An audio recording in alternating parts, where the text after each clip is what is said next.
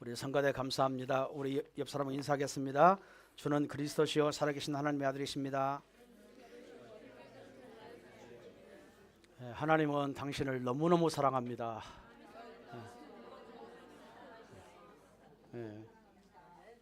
나도 여러분을 사랑합니다. 오늘은 언약의 표징을 몸에 새겨라. 언약의 표징, 뭐냐, 할례를 말하죠. 할례 표징을 몸에 새겨라 그랬습니다. 자, 하나님의 명령이죠. 우리가 그동안 지금 아브라함에 대한 또 창세기에 대한 메시지를 지금 계속 하고 있는 중에 왜 하나님이 이 아브라함에게 이 할례를 하라고 명령하시느냐, 그 이유가 있습니다. 하나님은 언약의 하나님이죠. 처음에 하나님이 아브라함을 불러내서 아브라함에게 말씀을 주셨습니다. 그것이 창세기 12장 1절에서 3절이죠. 내가 너로 큰 민족을 이루고 너를 통해서 모든 민족이 다 복을 얻게 될 것이다. 이러면서 하나님이 아브라함을 가나안 땅으로, 이렇게 약속의 땅으로 인도하십니다. 갔는데 기근이 들었죠. 그리고 다시 돌아오죠. 그리고 13장에서는 이 롯과 이 아브라함이 땅 문제로 서로 싸우고 이렇게 하니까 결국에 아브라함이 결단을 하죠. 롯과 헤어집니다. 그때 헤어질 때 하나님이 아브라함에게 주신 약속이 뭐죠? 하나님은 네가 밟는 모든 땅을 너에게도 주겠고 너희 후손에게도 다 주겠다. 하나님 모든 땅을 다 주겠다고 하나님이 약속을 하셨어요. 그리고 15장에 보면은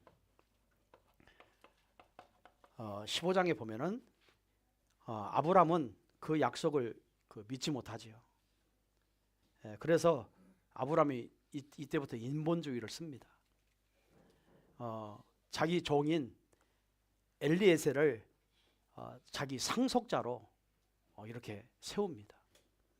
하나님은 분명히 아브라함을 통해서 씨를 주겠다고 약속하셨거든요.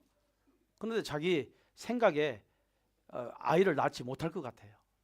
이러니까 이렇게 자기 그 집에서 길러낸 그 종을 상속자로 삼으려고 이렇게 합니다. 그때 하나님이 아브라함에게 주신 약속이지요. 아브라함을 끌고 저 바닷가로 나갑니다. 가서 저 모래알을 세워봐라. 너희 후손들이 저 모래알처럼 많이 자손이 될 것이다. 저 하늘을 쳐다봐라.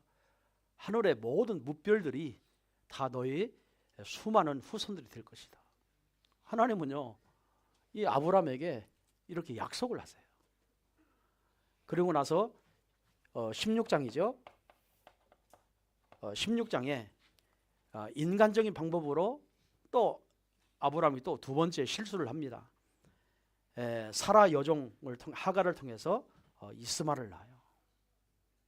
그래가지고 이스마를 낳았는데 이제 아브라함이 자기는 저 사라를 하가를 통해서 이스마를 낳았으니까 자기는 장자를 낳았다고 생각했습니다. 이래가지고 13년 동안 하나님이 아브라함에게 나타나질 않아요. 13년 동안 이스마엘을 키우면서 너무너무 행복한 삶을 그때 살고 있었습니다.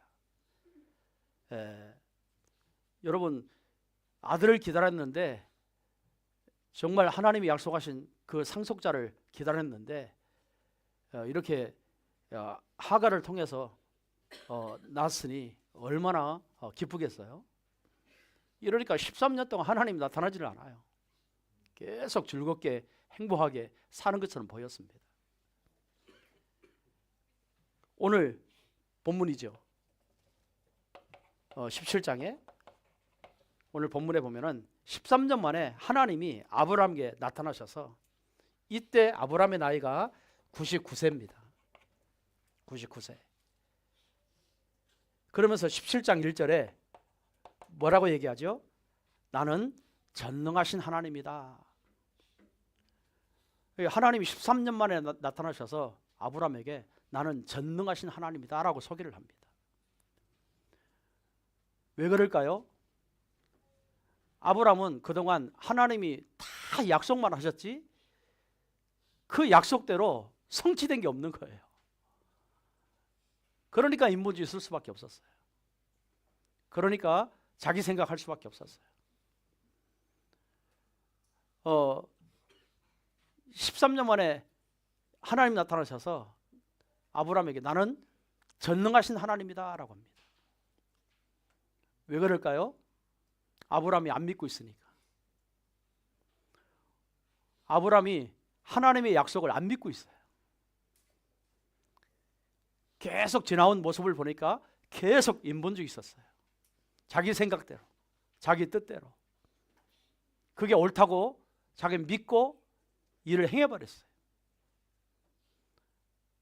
여러분, 우리가 하나님을 믿는다면서 언약을 잡았다면서 내 생각으로 신앙생활 할 때가 너무나 많이 있습니다.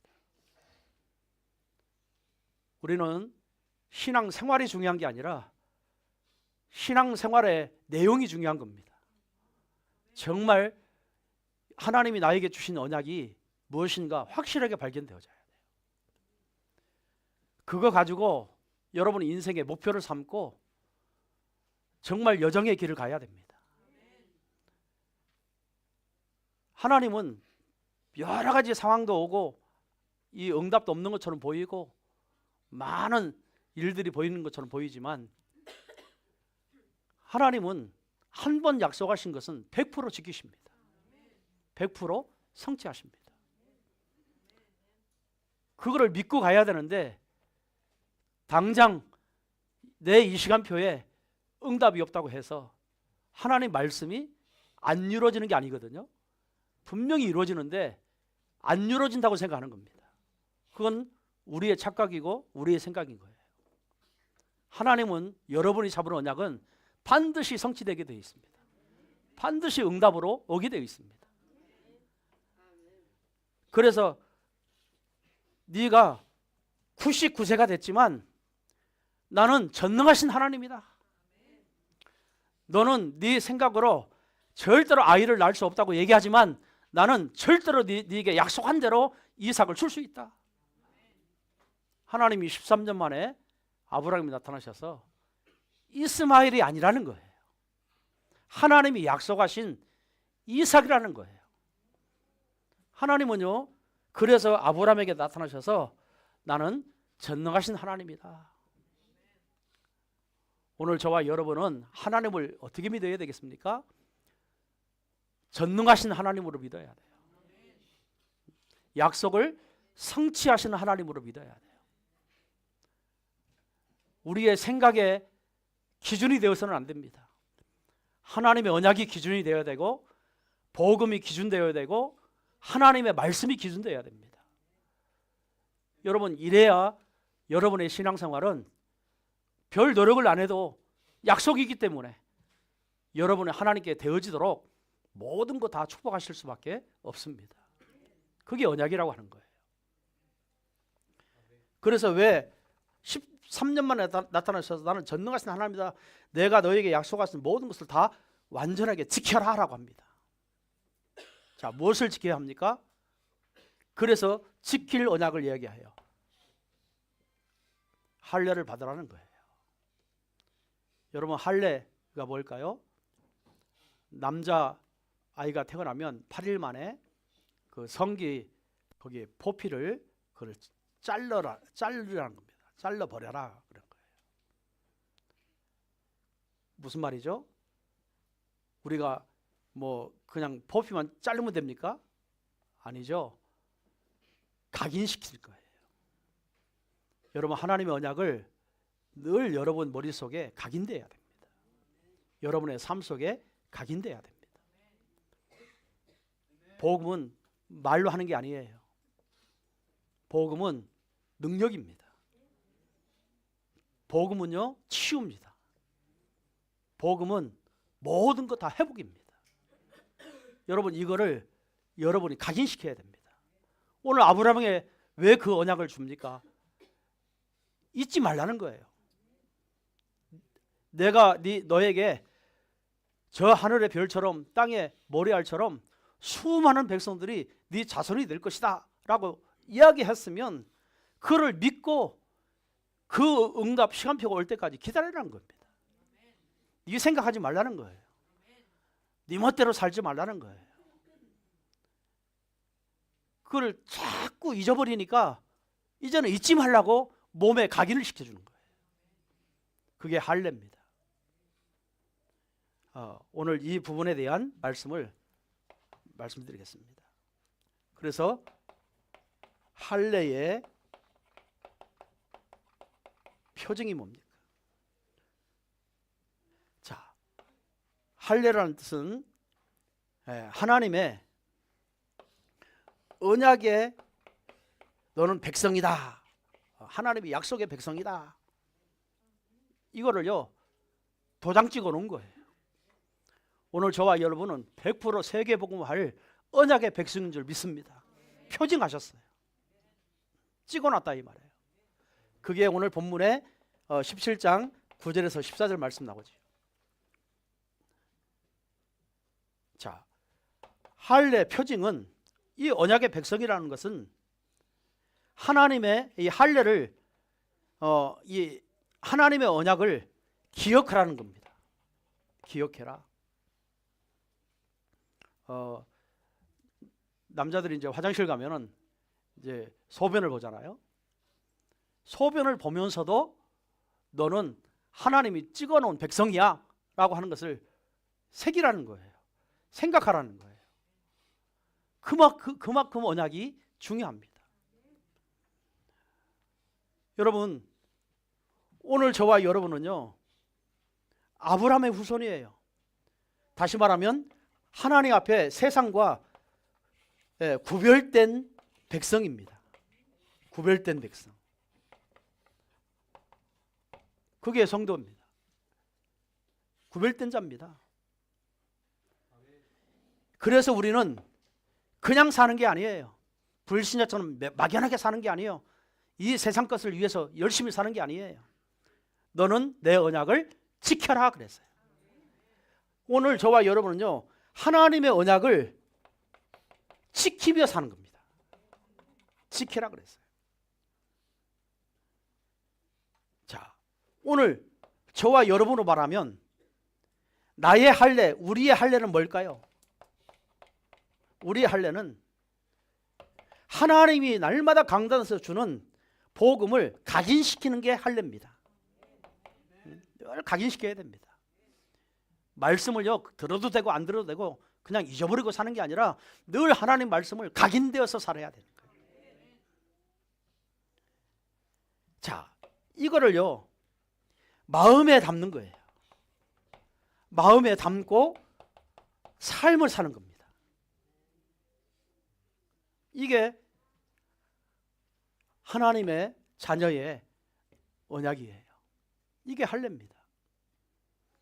자, 두 번째는요 이제 각인이 됐으면 복음적인 삶을 살아가는 겁니다. 복음적인 삶. 이제 이게 삶이 시작돼야 돼요. 복음을 가지고 삶이 시작돼야 됩니다. 그동안 여러분 우리가 불신자였을 때는 불신자의 그 각인된 게 있잖아요. 그거 가지고 늘 살았습니다. 이제 구원 받았어요. 그래서 여러분에게 언약을 주셨어요. 그러면 불신자처럼 막 살 게 아니라 늘 언약을 가지고 삶을 시작하고 사는 거예요. 왜 그러죠? 우리는 이방 민족과 구별된 사람입니다. 불신자와 구별된 사람입니다. 무엇으로 구별됐어요? 복음으로 구별된 사람입니다. 복음으로. 그래서 복음으로 구별된 백성인 거예요. 그래서 저와 여러분은요, 세상의 기준이 아닙니다. 언약의 기준입니다. 세상의 기준이 아닌 언약의 기준이에요. 그래서 우리는 복음 중심의 삶을 사는 겁니다. 복음의 중심의 삶. 여러분, 이게 언약의 표징인 거예요. 알아듣겠죠? 그러면 하나님의 백성이 할례를 받지 아니하면, 할례를 받지 아니하면 어떻게 됩니까?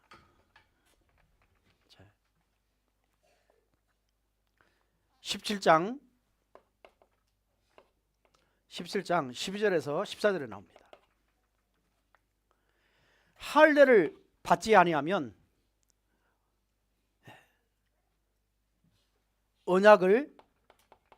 하나님의 언약을 거부한 거죠. 거부한 겁니다. 그래서 하나님의 백성이 될 수 없어요. 그래서 구원받은 하나님의 자녀는 100% 할례를 받아야 됩니다. 여러분, 모세도 불신앙하다가 할례를 받으라 그러는데 할례 안 받으려니까 죽이려고 그랬잖아요. 그때 받습니다. 할례 받지 않으면 그 자체가 언약을 거부한 거예요. 예, 언약을 거부하게 됩니다. 그러면 언약의 공동체에서 끊어지는 거예요. 다시 말하면 하나님의 심판이 임한다 이 말이에요.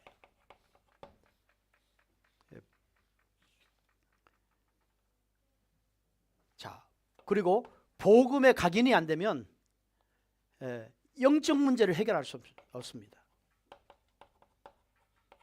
해결이 안 됩니다. 그래서 반드시 하나님의 백성은 할례를 받아야 되는 거예요. 그러면 구약의 할례고, 그러면 신약은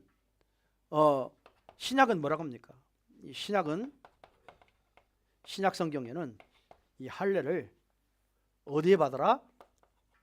몸에 받는 게 아니고 마음의 할례를 받아라. 자, 구약의 할례는 외적인 거예요. 신약의 할례는 내적인 거예요. 자, 바리새인들, 유대인들, 이 사람들은 전통적으로 할례를 받아옵니다. 전통적으로 할례를 받아오는데 이들은 구원의 확신도 없으면서 할례만 받으면 구원받았다고 생각을 하는 거예요. 그거는 외적인 거잖아요. 마음의 할례를 못 받은 거예요. 정말 신약에서는요, 그리스도의 십자가의 완성을 통해서 그리스도가 주인 됐을 때 저와 여러분은요, 내적인 변화가 일어난 겁니다. 그렇죠? 그래서 신약은 마음의 할례를 받아라.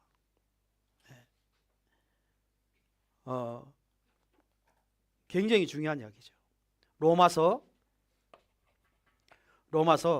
2장 29절에 이렇게 말씀합니다. 오직 이면적 유대인이 유대인이며 할례는 마음에 할지니 영이 있고 율법 조문에 있지 아니한 것이라. 그 칭찬이 사람에게서 아니요 다만 하나님에게서니라. 여러분 보세요. 유대인들은 외적인 할례만 그게 강조합니다. 왜? 전통이기 때문에. 자꾸 전통만 얘기합니다. 그게 유대인의 문화예요. 그런데 마음이 변하지 않아요. 왜? 그리스도가 없어요. 그래서 바울은 뭐라고 합니까? 마음의 할례를 마음에 받아라. 마음의 할례를 받아라.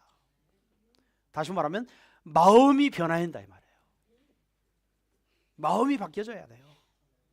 진짜 복음 가졌다면 마음이 바뀌어야 돼요. 여러분, 그리스도가 모든 문제 해결자라면 마음이 바뀌어야 돼요.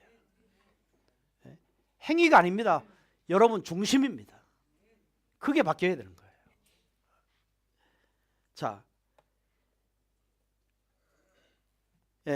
그래서 이 복음을 어디에 새겨야 되겠습니까? 마음과 삶에 새기는 겁니다. 그게 할례예요. 새겨져 있어야 돼요. 결국에 복음이 없는 할례는 다 종교 생활입니다. 그래서 유대인들이죠. 다 종교로 끝나요. 행위로 끝나요. 진짜 믿음이 없어요. 오늘 우리가 그럴 수 있어요. 그냥 세례만 받으면 다 끝나는 줄 알아요. 우리 일본 교회는요, 세례 받은 날을 구원받은 날이라고 하잖아요. 한국에서는요, 세례를 매년 한 두세 번 하거든요. 군대에서는 두세 번 하거든요. 기독교인들은요, 훈련받기 싫으면 다 세례 받으러 갑니다. 그래서 1년에 그 군대 제대할 때까지 한 6번은 받아요. 기본적으로 6번은 받아요. 그 세례 받는다 구원받겠어요? 마음에 그리스도가 있어야 돼요. 성령이 내주해야 돼요. 하나님이 나와 함께하는 비밀을 누려야 되는 거예요. 그게 진짜 할례 받은 거거든요. 그런데 자꾸 행위에 강조를 두잖아요. 세례 받았다, 안 받았다. 할례 받았다, 안 받았다. 여러분, 행위가 아닙니다. 믿음으로 말미암아 구원을 얻었나니 너희 행위에서 난 것이 아니요 하나님의 은혜의 선물이다 그랬어요. 하나님의 은혜로 정말 그리스도가 나의 주인으로 정말 믿어질 때 그게요 성령 세례고 그게 할례입니다. 영적인 할례입니다. 이런 축복이 여러분에게 임하기를 바랍니다. 자꾸 우리 신앙생활은 행위에 들려고 그래요. 이 종교성이 많아 있어요. 자꾸 행함으로 뭔가 캄프라치 하려고 그래요. 하나님은 행위를 보지 않습니다. 여러분의 중심을 보십니다. 여러분은 마음 자체가 하나님의 성전이에요. 그 마음 자체가 성령이 영원토록 함께 계세요. 그래서 모든 것을 다 믿음으로 하는 겁니다. 그게 할례 받은 사람이에요. 여러분 주일날도요 행위로 나와 앉아 있으면 안 돼요. 정말 복음 들으려고 말씀 받으려고 이런 중심을 가지고 하나님께 예배해 드려야 산 예배인 거예요. 그게 진짜 할례예요. 이런 축복이 여러분에게 임하기를 바랍니다. 오늘 굉장히 일찍 끝나요. 오늘날 우리의 할례는 뭡니까?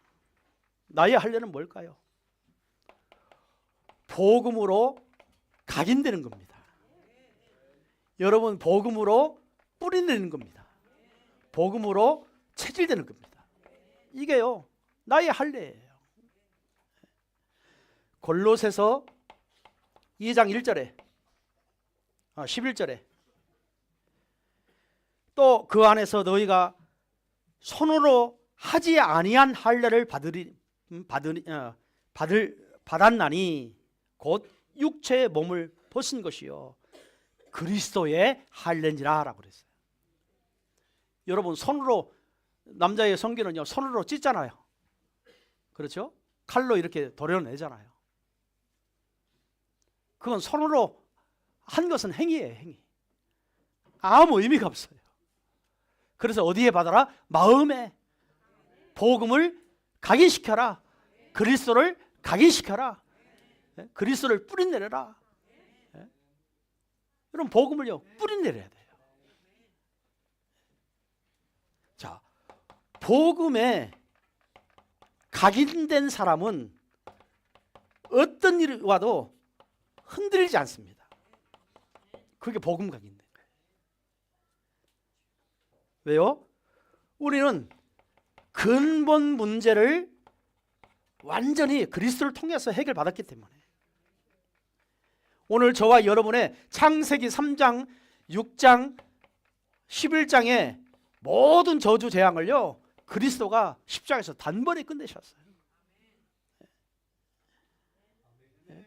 오늘 그리스도를 통해서요, 십자가에서 3장, 6장, 11장 이 상태를요 완전히 십자가에서 끝내셨습니다. 그래서 요한복음 19장 30절 내가 다 이루었다 그랬어요.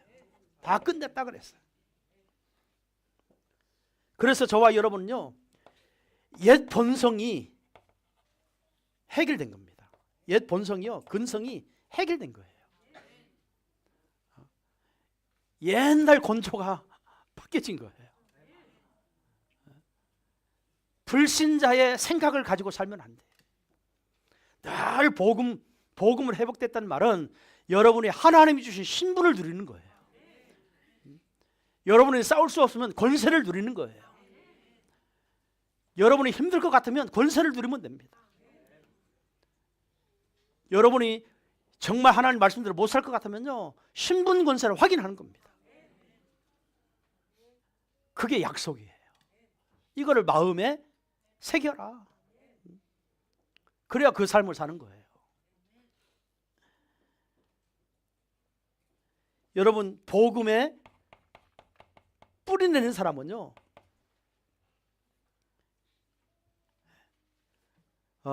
세상을 잃을 수밖에 없습니다. 세상을 따라가는 게 아니고, 세상이 그렇기 때문에 나도 그렇게 살 수밖에 없는 게 아니고, 세상을 리더할 수 있어요. 세상을 살릴 수 있어요. 그게 전도자 아닙니까? 우리는 세상 사람들이 다 저렇게 살기 때문에 나도 그렇게 살아도 괜찮아 라고 하는 것은요, 그건 복음이 각인이 안 된 거예요. 자기 자신을 자꾸 캄프라치 하는 거죠. 아니에요. 노아는요, 다 넷비름 시대에 다 타락했는데 늘 하나님의 은혜 받은 사람이고, 하나님과 동행한 사람이고, 하나님의 언약을 붙들고 방주를 지은 사람이에요. 세상을 살린 리더자예요. 그렇죠? 세상 사람이 저렇게 살기 때문에 나도 그렇게 살면 되는 게 아닙니다. 다 사람들은요, 자기 자신이 중요하기 때문에 자기 자신을 지키기 위해서 늘요 캄프라치 합니다. 핑계를 댑니다. 아닙니다. 복음은요, 세상이 변질되어도 복음은 변질되지 않아요. 세상 사람이 다 하나님을 안 믿어도 하나님 자신은 그대로 그 자리에 계십니다. 그래서 하나님은 영원토록 어제나 오늘나 영원토록 동일하시다 그랬어요. 복음은요 변질되는 게 아니에요. 복음은요 그대로입니다. 누가 변질돼요? 우리 사람이 변질돼요. 시대가 변질되고 세상이 변질돼요. 그거를 자꾸 복음인 척하고 이렇게요 변질시키면 안 돼요. 지키는 겁니다. 그러면 또 율법으로 돌아가는 거 아니냐? 그럴 수 있어요. 여러분, 율법이 나쁜 게 아니죠? 율법이 좋은 겁니다. 그런데 율법주의가 되면 나쁜 거죠. 율법은 우리의 죄를 알게 하는 거예요. 여러분, 그 타락의 길로 갈 때도 못 가게 만들 수 있는 것이 율법이에요. 그러니까 율법은 우리에게 때로는 굉장히 도움이 되는 거예요. 그거를 남용해서 자꾸 자기 자신을 캄프라치 한 거라. 그렇죠? 그건 복음이 아닌 거예요. 다 살린다? 물론 복음은 살립니다. 그러나 선이 있잖아요.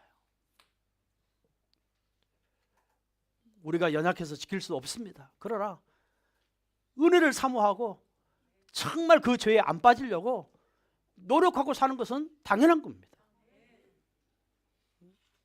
여러분, 그런 믿음을 가져야 됩니다. 그게 진짜 할례자예요. 그게 성령 세례 받은 사람이에요. 이런 축복이 여러분에게 임하기를 바랍니다. 여러분, 세상의 가치관이 아니라 우리는요 하나님의 언약 붙들고 하나님의 인도를 따라갑니다. 하나님 인도. 이게 복음에 뿌린내는 사람이에요. 복음에 뿌린내는 사람은요 어떤 문제 사건이 와도 절대로 흔들림이 없습니다. 왜? 인도를 받으니까. 흔들림이 없어요. 자, 마지막 세 번째, 복음에 체질된 사람입니다.